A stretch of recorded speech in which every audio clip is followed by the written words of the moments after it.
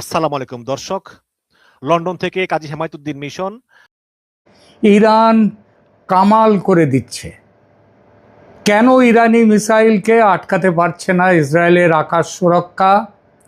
ইরানি missile আক্রমণের ঢেউ কিভাবে ইসরায়েল সহ মধ্যপ্রাচ্যের দেশগুলির মেরুদণ্ডে আতঙ্কের শীতল স্রোত বইয়ে দিচ্ছে? আমেরিকা ইসরায়েলকে উতলা করে তুলেছে যুদ্ধবিরতির জন্য। এই নিয়ে এখনকার প্রতিবেদন। ইরানের সাম্প্রতিক মিসাইল সক্ষমতা এবং ইসরায়েলের তথাকথিত অভেদ্য প্রতিরক্ষা ব্যবস্থার সীমাবদ্ধতা প্রকট হয়ে উঠছে যুদ্ধ যত প্রলম্বিত হচ্ছে। কিন্তু কিভাবে ইরানের এই অভাবিত কামাল? কেন ব্যর্থ ইসরায়েলের আকাশ সুরক্ষা? মধ্যপ্রাচ্যের আকাশে আজ সর্বত্র বারুদের গন্ধ।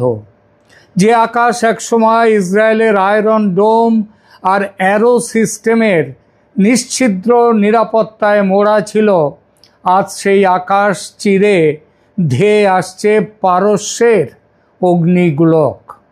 গত কয়েক দশকের সমীকরণ বদলে দিয়ে ইরান দেখিয়েছে তাদের কামাল বা শ্রেষ্ঠত্ব। কিন্তু কেন বিশ্বের অন্যতম সেরা আকাশ সুরক্ষা ব্যবস্থা থাকা সত্ত্বেও ইসরায়েল আজ ইরানের মিসাইল আটকাতে হিমশিম খাচ্ছে? এবং কিভাবে এই মিসাইল আক্রমণ মধ্যপ্রাচ্যের দেশগুলোর মেরুদণ্ডে আতঙ্কের শীতল স্রোত বইয়ে দিচ্ছে? অভেদ্য দুর্গে ফাটল ধরেছে। কেন কাজ করছে না ইসরায়েলি ডিফেন্স? ইসরায়েলের প্রতিরক্ষা ব্যবস্থা মূলত ত্রিস্তরী, তিনটে স্তর। আয়রন ডোম স্বল্প পাল্লার মিসাইলকে আটকাবার জন্যে, ডেভিড স্লিং এটা হচ্ছে মাঝারি পাল্লার মিসাইল আটকাবার জন্যে, এবং অ্যারো 2 এবং অ্যারো 3 এটা দূরপাল্লার মিসাইল আটকাবার জন্যে। কিন্তু ইরানের সাম্প্রতিক হামলায় এই ব্যবস্থার বেশ কিছু সীমাবদ্ধতা প্রকাশ পেয়েছে। স্যাচুরেশন অ্যাটাক এটাই হচ্ছে একটা বড় কারণ। ইরান একসাথে কয়েকশো মিসাইল ও ড্রোন ছোঁড়ে। যে কোনো ডিফেন্স সিস্টেমের একটি নির্দিষ্ট ক্ষমতা থাকে, একসাথে কতগুলো লক্ষ্যবস্তু ট্র্যাক করতে পারবে তা।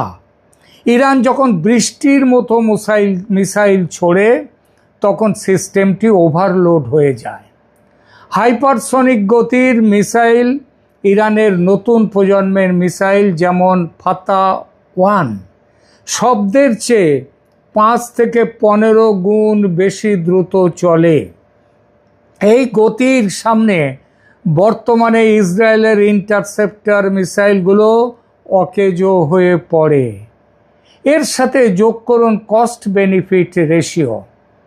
ইরানের একটি ড্রোন বা মিসাইলের দাম যেখানে কয়েক হাজার মাত্র, 15 থেকে 20 হাজার ডলার মাত্র, সেটি আটকাতে ইসরায়েলের খরচ হয় কয়েক মিলিয়ন ডলার, কয়েক মিলিয়ন কোটি ডলার। এই অর্থনৈতিক যুদ্ধ ইসরায়েলকে দীর্ঘমেয়াদে দুর্বল করে দিচ্ছে। মধ্যপ্রাচ্যের মেরুদণ্ডে আতঙ্কর শীতল স্রোত বয়ে যাচ্ছে। ইরানের এই মিসাইল সক্ষমতা কেবল ইসরায়েল নয়, পুরো অঞ্চলের ভূ রাজনীতিতে এক চরম আতঙ্কের পরিবেশ তৈরি করেছে। ইসরায়েলি নাগরিকদের মধ্যে এই ধারণা বদ্ধমূল ছিল যে তারা সম্পূর্ণ নিরাপদ, কেউ মিসাইল ড্রোন ছুড়ে তাদের কিচ্ছু করতে পারবে না। কিন্তু তেল আবিব ও হাইফার রাস্তায় যখন ইরানি মিসাইল আছড়ে পড়ছে, তখন সেই আত্মবিশ্বাস ধুলোয় মিশে যায়। বাংকারে বসে ইসরায়েলিদের প্রতিটি মুহূর্ত তারা এক দীর্ঘস্থায়ী ট্রমা, আতঙ্ক তৈরি করছে। এর ছাড়া জর্ডান, সৌদি আরব বা সংযুক্ত আরব আমিরাতের মতো দেশগুলো এখন নতুন করে ভাবতে বাধ্য হচ্ছে। তারা দেখছে আমেরিকার অত্যাধুনিক প্রযুক্তিও ইরানের মিসাইলকে পুরোপুরি রুখতে পারছে না। ফলে মধ্যপ্রাচ্যের দেশগুলোর মেরুদণ্ড দিয়ে ওই যে বললাম এক আতঙ্কের স্রোত বয়ে যাচ্ছে। যদি ইরান তাদের ওপরে ক্ষুব্ধ হয় তবে রক্ষা করার কেউ নেই, না ইসরায়েল, না ইসরায়েলের পিতৃদেব আমেরিকা। শুধু গত 24 ঘন্টার প্রকাশিত রিপোর্টগুলো একবার মিলিয়ে দেখি তো। আমি গত 1 মাসের 32 দিনের রিপোর্ট দেখতে যাচ্ছি না, আমি গত 24 ঘন্টার প্রকাশিত রিপোর্টগুলো দেখি একবার। ইরানের সাম্প্রতিক হামলার মূল লক্ষ্য ছিল উপসাগরীয় এলাকা ও আঞ্চলিক জ্বালানি বা নিরাপত্তা অবকাঠামো, বিশেষ করে দুবাই বন্দরের কাছে কুয়েতি তেলবাহী ট্যাঙ্কার, সৌদি আরবের রিয়াদ ও ইস্টার্ন প্রভিন্স এবং তুরস্কমুখী একটি ক্ষেপণাস্ত্র, একটি নয় দুটি, এর আগেও একটি ছিল, যেটা ন্যাটো শেষ পর্যন্ত আটকাতে সমর্থ হয়েছে। ডিয়েগো গার্সিয়া তুরস্ক অভিমুখে বারুদি সংকেত পাঠিয়ে দিয়েছে ইরান। ইরানের মিসাইল সক্ষমতা এখন আর কেবল প্রতিবেশী দেশগুলোর মধ্যে সীমাবদ্ধ নয়। যুদ্ধ বিশেষজ্ঞরা চমকে উঠেছেন যখন ইরানের মিসাইল ভান্ডারের লক্ষ্যবস্তুর তালিকায় ডিয়েগো গার্সিয়া এবং তুরস্কের অভিমুখ স্পষ্ট হয়েছে। ভারত মহাসাগরে অবস্থিত ডিয়েগো গার্সিয়া ব্রিটিশ মার্কিন সামরিক ঘাঁটিটি পেন্টাগনের অন্যতম প্রধান কৌশলগত কেন্দ্র, প্রধানতম বললেও অত্যুক্তি হবে না। ইরান যখন এমন পাল্লার মিসাইল যেমন খবরাম সাহার 4 প্রদর্শন করে যা ডিয়েগো গার্সিয়া পর্যন্ত পৌঁছতে সক্ষম, তখন বার্তাটি কিন্তু পরিষ্কার যে মধ্যপ্রাচ্যের বাইরে থাকা আমেরিকার কোনো আস্তানা বা ঘাঁটি আর এখন নিরাপদ নয়। তুরস্ক ন্যাটোর জন্যও সতর্কতা পাঠিয়ে দিয়েছে ইরান। তুরস্ক যদিও একটি মুসলিম প্রধান দেশ, কিন্তু ন্যাটোর সদস্য হিসেবে সেখানে আমেরিকার রাডার আছে, মিসাইল সাইট আছে। ইরান তুরস্কের অভিমুখে মিসাইল মোতায়েন বা মহড়া দেওয়ার মাধ্যমে ন্যাটোকে এই সতর্কবার্তা দিচ্ছে যে যদি তুর্কি ভূমি ব্যবহার করে ইরানের ওপর কোনো হামলা হয় তবে আঙ্কারা বা ইস্তাম্বুলও আগুনের লেলিহান শিখা থেকে বাঁচবে না। এটি তুরস্কের কৌশলগত অবস্থানে এক গভীর অস্বস্তি তৈরি করেছে। পশ্চিমের মিডিয়া আউটলেটগুলো ইসরায়েলের ওপর ইরান যে সফল হামলাগুলো চালিয়েছে সেই খবর তেমনভাবে প্রকাশ করে না। সম্ভবত এইসব হামলাকে গুরুত্বহীন দেখাতে চায়, মনের জোর অক্ষুণ্ণ রাখার জন্যে। কিন্তু তা সত্ত্বেও সব খবর সব জায়গায় চেপে রাখা যায়নি। যেটুকু বেরিয়েছে তাতেই চোখ কপালে উঠে যাওয়ায়। ইসরায়েলের ওপর ইরানের সাম্প্রতিক হামলাগুলোতে মূলত সামরিক এবং কৌশলগত স্থাপনাগুলোকে লক্ষ্যবস্তু করা হয়েছে। আমেরিকার মতো বেসামরিক নাগরিকদের এলাকায় বোমা বর্ষণ হয়নি। মেয়েদের স্কুলে বোমা বর্ষণ করে 160টি মেয়েকে ধ্বংস করা, হত্যা করা সেরকম করেনি কিন্তু ইরান। বিভিন্ন আন্তর্জাতিক সংবাদ মাধ্যম এবং স্যাটেলাইট চিত্র অনুযায়ী ইরানের ব্যালিস্টিক ও ক্রুজ মিসাইল ইসরায়েলের বেশ কিছু গুরুত্বপূর্ণ স্থানে আঘাত আনতে সক্ষম হয়েছে। ইরানের আক্রমণের প্রধান লক্ষ্য ছিল ইসরায়েলের বিমান শক্তিকে পঙ্গু করে দেয়া, আর সেই লক্ষ্য পূরণে নেভাতিম বিমান ঘাঁটি, এটি দক্ষিণ ইসরায়েলের নেগেভ মরুভূমিতে অবস্থিত এবং ইসরায়েলের সবচেয়ে উন্নত F-35 স্টেলথ ফাইটার জেটের প্রধান ঘাঁটি। 2024 সালের এপ্রিল এবং 2026 সালের মার্চের হামলায় এই ঘাঁটিতে একাধিক মিসাইল আছড়ে পড়েছে যা রানওয়ে এবং হ্যাঙ্গারের ক্ষতি করেছে। তেল নফ বিমান ঘাঁটি তেল আবিবের কাছে অবস্থিত এই ঘাঁটিটি ইসরায়েলি বিমান বাহিনীর অন্যতম গুরুত্বপূর্ণ কেন্দ্র। এখানেও ইরানের মিসাইল আঘাত হেনেছে। এছাড়া পালমাচিম, হাত জেরিম এবং ওভধা ওবদা বিমান ঘাঁটিও ইরানের লক্ষ্যবস্তুর তালিকায় ছিল এবং সেখানে ইরান সফলভাবে আঘাত করেছে, সে খবর ছেপেছে বিশ্বের কিছু কিছু মিডিয়া। গোয়েন্দা ও কৌশলগত কেন্দ্র যেগুলোর ইরান আঘাত হানতে সক্ষম হয়েছে তার মধ্যে আছে ইসরায়েলি গোয়েন্দা সংস্থা মোসাদের সদর দপ্তর, সেখানে ইসরায়েল আক্রমণ করেছে।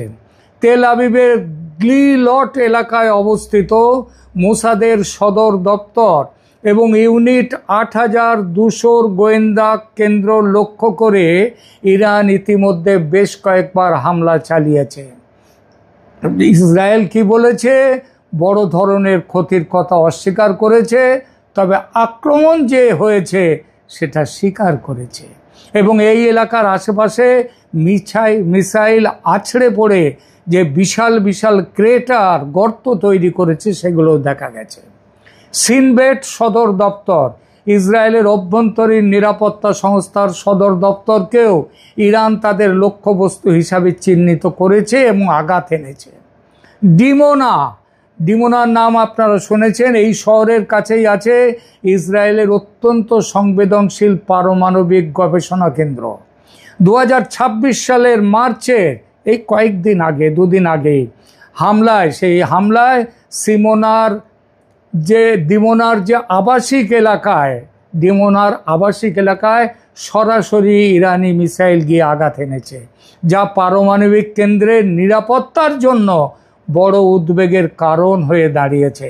এছাড়া প্রধান শহর ইরানের মিসাইল বৃষ্টির ফলে ইসরায়েলের প্রধান শহরগুলোতে ব্যাপক ক্ষয়ক্ষতি হয়েছে। তেল আবিব ইসরায়েলের এই বাণিজ্যিক হৃৎপিণ্ডে একাধিকবার মিসাইল আঘাত এনেছে। আবাসিক ভবন এবং রেস্তোরাঁ ক্ষতিগ্রস্ত হওয়ার পাশাপাশি সাধারণ মানুষের মধ্যে ব্যাপক আতঙ্ক ছড়িয়েছে। পূর্ব জেরুজালেমের সামরিক ও সরকারি স্থাপনা লক্ষ্য করে হামলা চালিয়েছে ইরান।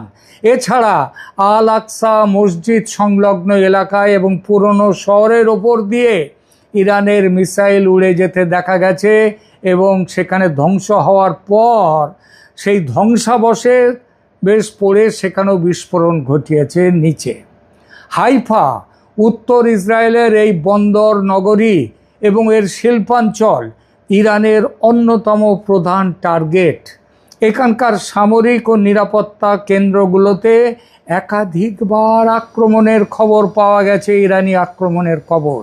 এছাড়া আরদ, বেরশেবা, হদ হাসারান এবং রিসান লেজিওনের মতো শহরগুলোতেও মিসাইল বা ইন্টারসেপ্টরের ধ্বংসাবশেষ পড়ে ক্ষয়ক্ষতির খবর পাওয়া গেছে। গ্যাসের রিগ ও জ্বালানি ডিপো ইসরায়েলের ভূমধ্যসাগরে অবস্থিত ইসরায়েলের একাধিক গ্যাস রিগ এবং বিভিন্ন জ্বালানি সরবরাহ কেন্দ্রেও ইরান হামলা করেছে। ডিস্যালিনেশন, লবণ জল সমুদ্রের সেইটাকে শোধন করে মিষ্টি জল করবার যে প্ল্যান্ট, সেই প্ল্যান্টেও আঘাত করেছে ইরানের মিসাইল। ইসরায়েলের অর্থনীতিতে এই সমস্তগুলো দীর্ঘমেয়াদী প্রভাব ফেলছে। ইরানের এই নির্ভুল হামলার সক্ষমতা প্রমাণ করেছে যে ইসরায়েলের বহুস্তরীয় আকাশ প্রতিরক্ষা ব্যবস্থা যেমন আয়রন ডোম বা অ্যারো, এরা সব সময় 100% কার্যকর নয়। বিশেষ করে ফাতা বা খাইবার সেকানের মতো আধুনিক মিসাইলগুলো প্রতিরক্ষা ব্যবস্থার ফাঁক গলে লক্ষ্যবস্তুতে আঘাত হানছে। ইরানের তুরুপের তাস হচ্ছে ফাতা ও খাইবার সেকান এই মিসাইল। ইরানের এই কামাল বা সাফল্যের কারিগর তাদের নিজস্ব প্রযুক্তিতে তৈরি এই মিসাইলগুলো। খাইবার সেকান এটা এমন একটা মিসাইল যা মাঝ আকাশে নিজের গতিপথ, ওই যে নাচনি কয়েকদিন আগেই নিয়ে আমি একটা প্রতিবেদন করেছি, পুরো প্রতিবেদন। তারা আকাশে যে কোনো মুহূর্তে গতিপথ, ডাইনে বাঁয়ে ওপরে নিচে যে কোনো সময় তারা পথ পরিবর্তন করে। ইসরায়েলের রাডার যখন মনে করে সেই মিসাইলটির ট্র্যাজেক্টরি কোন দিকে যাবে ধরে পেলে সেই দিকে তাদের মিসাইল ছুটছে, ঠিক তখনই এটা দিক পরিবর্তন করে অন্যদিকে গিয়ে লক্ষ্যবস্তুতে আঘাত হানে। ফাতা-1 এটা ইরানের প্রথম হাইপারসনিক মিসাইল। এটা বায়ুমণ্ডলের ভেতর এবং বাইরে চালনা করা যায়, যা একে পৃথিবীর যে কোনো ডিফেন্স সিস্টেমের জন্য এক দুঃস্বপ্ন করে তুলেছে। সব শেষে বলা যায় মধ্যপ্রাচ্যের আকাশ এখন আর ইসরায়েলের নিয়ন্ত্রণে নেই, আমেরিকার নিয়ন্ত্রণে নেই। ইসরায়েলের আকাশ সুরক্ষা ব্যবস্থার ব্যর্থতা প্রমাণ করছে যে প্রযুক্তির দম্ভ সবসময় কাজ করে না। ইরানের মিসাইল ঢেউ, একের পর এক মিসাইল ঢেউ। গতকাল পর্যন্ত ইরান 80টা মিসাইল ঢেউ, মানে 80টা ঢেউ, তাদের মধ্যে অনেকগুলো একসাথে অনেক মিসাইল, ক্লাস্টার মিসাইল তারা ছুঁড়েছে, যেটা একটা মিসাইল ছুটছে শেষ মুহূর্তে গিয়ে কিংবা মাঝ আকাশে গিয়ে যখনই প্রয়োজন হচ্ছে একটা থেকে 100টা বেরিয়ে আসছে। 100টা মিসাইল, তাদেরকে কে আটকাবে? পুরো পশ্চিমা বিশ্বকে এটা ভাবিয়ে তুলেছে। ডিয়েগো গার্সিয়া থেকে তুরস্ক, এই বিশাল পরিধিতে ইরানের মিসাইল সক্ষমতা আজ এক নতুন বাস্তবতার নাম। এটি কেবল যুদ্ধের প্রস্তুতি নয়, এটি শক্তির এমন এক প্রদর্শন যা মধ্যপ্রাচ্যের দেশগুলোর নীতি নির্ধারণে আমূল পরিবর্তন আনতে বাধ্য করছে। এই আগুনের খেলা কোথায় গিয়ে থামবে তা সময়ই বলবে। তবে আপাতত ইরানের কামাল বা কৌশলগত শ্রেষ্ঠত্ব বিশ্বের সামরিক মানচিত্রে এক স্থায়ী ছাপ রেখে যাচ্ছে। পরিশেষে একটি সত্য আজ দিনের আলোর মতো পরিষ্কার। আমেরিকা ও ইসরায়েল শুরুতে যে সামরিক শ্রেষ্ঠত্বের দম্ভ নিয়ে যুদ্ধের ছক কষেছিল, ভেবেছিল 4 দিনের মধ্যে ইরানকে নতজানু করে পায়ের তলায় ফেলে দেবে। ইরানের প্রতিরোধ ব্যূহ সেই হিসাবকে গোড়াতেই ধূলিসাৎ করে দিয়েছে। পেন্টাগন আর মোসাদের প্রাথমিক ধারণা ছিল যে উন্নত আকাশ প্রতিরক্ষা দিয়ে ইরানকে কোণঠাসা করা যাবে, ইরান কিচ্ছু করতে পারবে না। কিন্তু যখন তেল আবিবের আকাশে $100 কোটি ডিফেন্স সিস্টেমকে ফাঁকি দিয়ে কয়েক লক্ষ ডলারের ইরানি মিসাইলগুলো একের পর এক নির্ভুল নিশানায় আঘাত আনতে শুরু করে, তখন ওয়াশিংটন আর ইসরায়েল নীতি নির্ধারকরা এক রূঢ় বাস্তবতার মুখোমুখি হন। তারা বুঝতে পারেন এই যুদ্ধ আর একতরফা নয়, বরং এটি দীর্ঘায়িত হলে ইসরায়েলের অস্তিত্ব এবং মধ্যপ্রাচ্যে কয়েক দশকের সামরিক অবকাঠামো তাসের ঘরের মতো ভেঙে পড়বে। ইরানের এই অবিশ্বাস্য কামব্যাক এবং পাল্টা হামলার সক্ষমতা আজ আমেরিকা ও ইসরায়েলকে পিছু হটতে বাধ্য করছে। যে শক্তির আস্ফালন তারা শুরুতে দেখিয়েছিল, আজ নিজের অস্তিত্ব রক্ষা এবং আঞ্চলিক পতন ঠেকাতে তারা পর্দার আড়ালে বা প্রকাশ্যে যুদ্ধবিরতির পথ খুঁজছে। সবাইকে বলছে যুদ্ধবিরতি করাও। ইরানের এই কামাল কেবল মিসাইলের শক্তিতে নয়, বরং প্রতিপক্ষের দম্ভকে চূর্ণ করে তাদের আলোচনার টেবিলে বসতে বাধ্য করছে। ইরানের এই কামাল, এটি আজকের পরিবর্তিত মধ্যপ্রাচ্যের নতুন ইতিহাস। ইরান নতুন ইতিহাস লিখছে। ধন্যবাদ।